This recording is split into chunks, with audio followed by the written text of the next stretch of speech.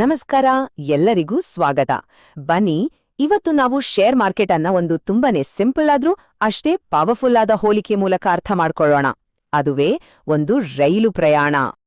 ಹಾಗಾದ್ರೆ ನಿಜವಾಗ್ಲೂ share market ಒಂದು ಓಡೋ ಟ್ರೇನ್ ತರಾನಾ?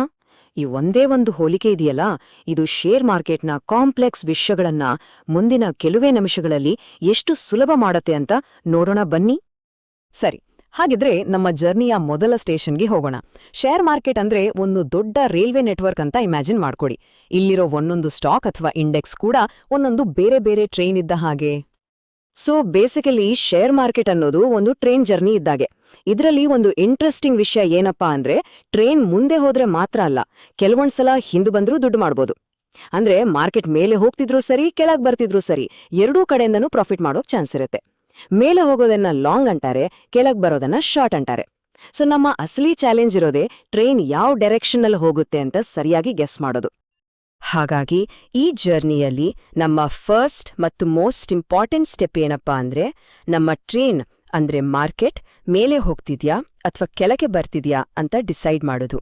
ಇದೇ ನೋಡಿ ನಮ್ಮ ಇಡೀ ಸ್ಟ್ರಾಟಜಿಗೆ ಬೇಸ್ಮೆಂಟ್ ಇದ್ದಾಗೆ. ಸರಿ, ಥಿಯರಿ ಎಲ್ಲ ಬಿಟ್ಟು ಪ್ರಾಕ್ಟಿಕಲ್ ಆಗಿ ಯೋಚನೆ ಮಾಡೋಣ. ನಮ್ಮ ಟ್ರೈನ್ ಜರ್ನಿ ಶುರು ಮಾಡಕ್ಕೆ ಸರಿಯಾದ ಟೈಮ್ ಯಾವುದು? ಅಂದ್ರೆ ಮಾರ್ಕೆಟ್ ಒಳಗೆ ಎಂಟರ್ ಆಗೋಕೆ ಬೆಸ್ಟ್ ಟೈಮ್ ಯಾವುದು? ಒಂದ್ ಕ್ಷಣ ಯೋಚನೆ ಮಾಡಿ, ನಾವ್ ಯಾವತ್ತಾದ್ರೂ ಓಡ್ತಾ ಇರೋ ಟ್ರೈನ್ ಹತ್ತೋಕ್ ಟ್ರೈ ಮಾಡ್ತೀವಾ? ಚಾನ್ಸೇ ಇಲ್ಲ ಅಲ್ವಾ? ಅದು ಎಷ್ಟು ರಿಸ್ಕಿ ಅಂತ ನಮ್ಗೆಲ್ಲ ಗೊತ್ತೇ ಇದೆ. ಮಾರ್ಕೆಟ್ ಕಥೆನೂ ಅಷ್ಟೇ. ತಪ್ಪು ಟೈಮಲ್ಲಿ ಎಂಟ್ರಿ ಕೊಟ್ರೆ ಅದು ಕೂಡ ಅಷ್ಟೇ ಅಪಾಯಕಾರಿ. ನೋಡಿ, ಸರಿಯಾದ ಬೈಯಿಂಗ್ ಝೋನ್ ಅಂದ್ರೆ ಕರೆಕ್ಟಾಗಿ ಸ್ಟೇಷನ್ನಲ್ಲೇ ಟ್ರೈನ್ ಹತ್ತಿದ ಹಾಗೆ. ಜರ್ನಿ ಕಂಫರ್ಟಬಲ್ ಆಗಿರುತ್ತೆ, ಪ್ರಾಫಿಟ್ ಮಾಡೋಕೆ ಬೇಕಾದಷ್ಟು ಟೈಮ್ ಕೂಡ ಸಿಗುತ್ತೆ. ಆದ್ರೆ ಓಡ್ತಾ ಇರೋ ಟ್ರೈನ್ ಹಿಂದೆ ಓಡಿದ್ರೆ ಏನಾಗುತ್ತೆ? ನಾವು ಕಷ್ಟಪಟ್ಟು ಹತ್ತೋಷ್ಟ್ರಲ್ಲಿ ಇಳಿಯೋ ಸ್ಟಾಪ್ ಬಂದ್ಬಿಡ್ಬೋದು. ಅಂದ್ರೆ ಪ್ರಾಫಿಟ್ ಮಾಡೋಕೆ ಚಾನ್ಸೇ ಸಿಗಲ್ಲ. ಸರಿ, ಒಂದು ವೇಳೆ ನಾವು ತಪ್ಪು ಟ್ರೈನ್ ಹತ್ಬಿಟ್ರೆ ಆಗೇನ್ ಮಾಡೋದು? ನೋಡಿ, ಇದು ಟ್ರೇಡಿಂಗಲ್ಲಿ ತುಂಬಾನೇ ಇಂಪಾರ್ಟೆಂಟ್ ಪಾರ್ಟ್. ಅದೇ ರಿಸ್ಕ್ ಮ್ಯಾನೇಜ್ಮೆಂಟ್, ಅಂದ್ರೆ ನಮ್ಮ ನಷ್ಟವನ್ನ ಕಂಟ್ರೋಲ್ ಮಾಡೋದು. ಇದು ತುಂಬಾ ಸಿಂಪಲ್ ಲಾಜಿಕ್. ನಾವು ಬೆಂಗಳೂರಿಗೆ ಹೋಗೋ ಬದಲು ಚೆನ್ನೈ ಟ್ರೈನ್ ಹತ್ಬಿಟ್ರೆ ಏನ್ ಮಾಡ್ತೀವಿ? ನೆಕ್ಸ್ಟ್ ಸ್ಟೇಷನ್ಗೆ ಬಂದ ತಕ್ಷಣ ಇಳಿದ್ಬಿಡ್ತೀವಿ ಅಲ್ವಾ? ಇಲ್ಲಾಂದ್ರೆ ನಾವು ಹೋಗ್ಬೇಕಾದ ಜಾಗದಿಂದ ಎಲ್ಲೋ ದೂರ ಹೋಗ್ಬಿಡ್ತೀವಿ.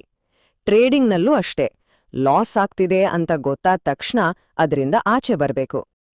ಈ ಮಾತನ್ನ ಚೆನ್ನಾಗಿ ನೆನಪಿಟ್ಕೊಳ್ಳಿ.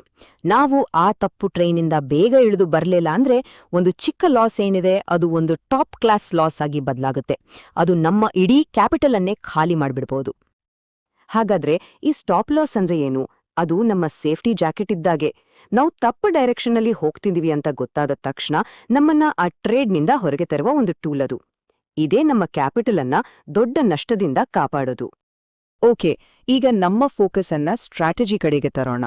ಎಲ್ಲಾ ತರದ ಜರ್ನಿ ಎಲ್ರಿಗೂ ಸೆಟ್ ಆಗಲ್ಲ ಅಲ್ವಾ? ಅದೇ ರೀತಿ ಎಲ್ಲಾ ಟ್ರೇಡಿಂಗ್ ಸ್ಟೈಲ್ ಕೂಡ ಎಲ್ರಿಗೂ ಸೂಟ್ ಆಗಲ್ಲ. ನಮ್ಮ ಇನ್ವೆಸ್ಟ್ಮೆಂಟ್ ಸ್ಟ್ರಾಟಜಿನ ಡಿಸೈಡ್ ಮಾಡೋದು ಎರಡೇ ಎರಡು ಮುಖ್ಯ ವಿಷಯಗಳು. ಒಂದು, ನಮ್ಮ ಹತ್ರ ಎಷ್ಟು ದುಡ್ಡಿದೆ ಅಂದ್ರೆ ಕ್ಯಾಪಿಟಲ್. ಇನ್ನೊಂದು, ನಮಗೆ ಎಷ್ಟು ತಾಳ್ಮೆ ಇದೆ ಅಂದ್ರೆ ಟೈಮ್. ನಮ್ಮ ಇನ್ವೆಸ್ಟಿಂಗ್ ಸ್ಟೈಲ್ ಅನ್ನ ಈ 3 ಟ್ರೈನ್ಗಳಿಗೆ ಹೋಲ್ಸಿ ಅರ್ಥ ಮಾಡ್ಕೋಬಹುದು. ಕಡಿಮೆ ಕ್ಯಾಪಿಟಲ್ ಇದೆ ಆದ್ರೆ ಟೈಮ್ ತುಂಬಾ ಇದೆ, ತಾಳ್ಮೆ ಇದೆ ಅಂದ್ರೆ ಅದು ಪುಷ್ಫುಲ್ ಟ್ರೈನ್ ಜರ್ನಿ ಇದ್ದಾಗೆ. ನಿಧಾನ ಆದ್ರೆ ಸ್ಟಡಿ. ಕ್ಯಾಪಿಟಲ್ ಮೀಡಿಯಂ ಇದೆ ಆದ್ರೆ ಟೈಮ್ ಕಮ್ಮಿ ಇದೆ ಅಂದ್ರೆ ನಾವು ಹತ್ಬೇಕಾಗಿದ್ದು ಸೂಪರ್ ಫಾಸ್ಟ್ ಟ್ರೈನ್. ಆದ್ರೆ ಕ್ಯಾಪಿಟಲ್ ಜಾಸ್ತಿ ಇದೆ, ತಾಳ್ಮೆ ತುಂಬಾನೇ ಕಮ್ಮಿ, ಬೇಗ ಬೇಗ ರಿಸಲ್ಟ್ ಬೇಕು ಅಂದ್ರೆ ಅದು ಆಪ್ಷನ್ಸ್ ಟ್ರೇಡರ್ಗಳ ಬುಲೆಟ್ ಟ್ರೈನ್ ಅಥವಾ ವಂದೇ ಭಾರತ್ ಜರ್ನಿ ಇದ್ದ ಹಾಗೆ. ಬುಲೆಟ್ ಟ್ರೈನ್ ಜರ್ನಿ ಅಂದ್ರೆ ಸುಮ್ನೆನಾ? ಅದು ತುಂಬಾ ಕಾಸ್ಟ್ಲಿ. ಅದೇ ರೀತಿ ಆಪ್ಷನ್ಸ್ ಟ್ರೇಡಿಂಗ್ ಮಾಡೋಕೆ ತುಂಬಾ ಜಾಸ್ತಿ ಕ್ಯಾಪಿಟಲ್ ಬೇಕೇ ಬೇಕು. ಯಾಕಂದ್ರೆ ಅಲ್ಲಿ ರಿಸ್ಕ್ ಕೂಡ ಜಾಸ್ತಿ, ರಿವಾರ್ಡ್ ಕೂಡ ಜಾಸ್ತಿ. ಜಾಸ್ತಿ ದುಡ್ಡಿದ್ರೆ ಮಾತ್ರ ಅಲ್ಲಾಗೋ ಚಿಕ್ಕ ಪುಟ್ಟ ಲಾಸ್ಗಳನ್ನ ತಡ್ಕೊಳಕ್ಕಾಗೋದು. ಸರಿ, ನಾವ್ ಮಾಡಿದ ಈ ಇಡೀ ಜರ್ನಿಯಿಂದ ಕಲಿತ ಮುಖ್ಯ ಪಾಠಗಳೇನು ಒಂದ್ಸಲ ನೋಡೋಣ ಬನ್ನಿ. ಹಾಗಾದ್ರೆ ಈ ಇಡೀ ಜರ್ನಿಯಿಂದ ನಾವು ನೆನ್ಪಿಟ್ಕೊಳ್ಬೇಕಾದ ರೂಲ್ಸ್ಲೇನೋ? ಮೊದಲನೇದಾಗಿ, ನಮ್ಮ ಟ್ರೈನ್ ಯಾವ ಕಡೆ ಹೋಗ್ತಿದೆ ಅಂತ ನಮಗ್ ಗೊತ್ತಿರ್ಬೇಕು. ಎರಡನೇದು, ಯಾವಾಗ್ಲೂ ಸ್ಟೇಷನಲ್ಲೇ ಹತ್ಬೇಕು, ಓಡೋ ಟ್ರೈನ್ ಹಿಂದೆ ಯಾವತ್ತೂ ಹೋಗ್ಬಾರ್ದು. ಒಂದು ವೇಳೆ ತಪ್ಪು ಟ್ರೈನ್ ಹತ್ಬಿಟ್ವಿ ಅಂತ ಗೊತ್ತಾದ್ರೆ ಯೋಚನೆ ಮಾಡದೆ ತಕ್ಷಣ ಇಳಿದುಬಿಡ್ಬೇಕು, ಅಂದ್ರೆ ಸ್ಟಾಪ್ ಲಾಸ್ ಬಳಸ್ಬೇಕು. ಮತ್ತು ಕೊನೆಯದಾಗಿ, ಎಲ್ಲಕ್ಕಿಂತ ಮುಖ್ಯವಾಗಿ, ನಮ್ಮ ಬಜೆಟ್ ಮತ್ತು ತಾಳ್ಮೆಗೆ ಯಾವ ಟ್ರೈನ್ ಸರಿ ಹೊಂದುತ್ತೋ ಅದನ್ನೇ ಆಯ್ಕೆ ಮಾಡ್ಕೊಳ್ಬೇಕು. ಇವಿಷ್ಟೇ ನೋಡಿ ಯಶಸ್ವಿ ಟ್ರೇಡಿಂಗ್ನ ಸೀಕ್ರೆಟ್. ಹಾಗಾದ್ರೆ ಕೊನೆಯದಾಗಿ ಒಂದು ಪ್ರಶ್ನೆ. ಈ ಎಲ್ಲಾ ಹೋಲಿಕೆಗಳು ನಿಯಮಗಳನ್ನ ಅರ್ಥ ಮಾಡ್ಕೊಂಡ ಮೇಲೆ ನಮ್ಮ ಸ್ವಂತ ಇನ್ವೆಸ್ಟ್ಮೆಂಟ್ ಜರ್ನಿ ಶುರು ಮಾಡಕ್ಕೆ ನಾವು ರೆಡಿ ಇದ್ದೀವಾ ಇದ್ರ ಬಗ್ಗೆ ಪ್ರತಿಯೊಬ್ಬರೂ ಯೋಚನೆ ಮಾಡ್ಬೇಕಾಗತ್ತೆ.